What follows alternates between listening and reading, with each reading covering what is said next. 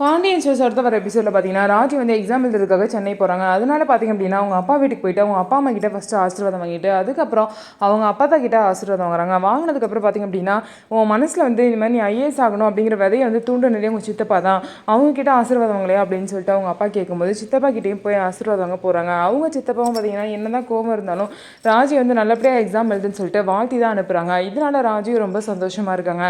அதுக்கப்புறம் பார்த்திங்க அப்படின்னா மீனாவோட அம்மா வந்து இந்த மாதிரி சென்னையில் எங்கள் மாமா வீடு இருக்குது, நீங்கள் போய் வெளியே தங்காமல் எங்கள் மாமா வீட்டில் போய் 3 பேர் தங்கிக்கோங்கன்னு சொல்லிட்டு மீனாட்ட கேட்டால் வேணான்னு சொல்கிறா அப்படின்னு சொல்லிட்டு கோமதி கிட்ட சொல்லும் போது ஏன் மீனா நம்ம அங்கேயே போய் தங்கிக்கலாமே இதில் என்ன இருக்குது அப்படின்னு சொல்லிட்டு கேட்குறாங்க. அதுக்கப்புறம் சரி நாங்கள் அங்கேயே போய் தங்கிக்கிறோன்னு சொல்லிட்டு பார்த்திங்க அப்படின்னா கோமதியும் ஒத்துக்கிறாங்க. உடனே மீனா அது ரொம்ப டார்ச்சரான வீடு, எங்கள் மாமா அத்தனை ரொம்ப ஸ்ட்ரிக்ட் அப்படின்னு சொல்கிறாங்க.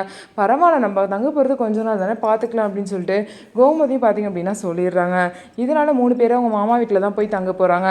அதுக்கப்புறம் பார்த்திங்க அப்படின்னா கதிர் வந்து ராஜிக்கிட்ட பார்த்திங்க அப்படின்னா நான் உன் கூட வரல, நீ வந்து கவலைப்படாத, நீ நல்லபடியாக எக்ஸாம் எழுதிட்டு உன்னோட கனவை வந்து நீ கண்டிப்பாக வந்து அடையணும் அப்படின்னு சொல்லிட்டு ராஜிக்கு மோட்டிவேஷனாக சில விஷயத்தெல்லாம் சொல்கிறாங்க.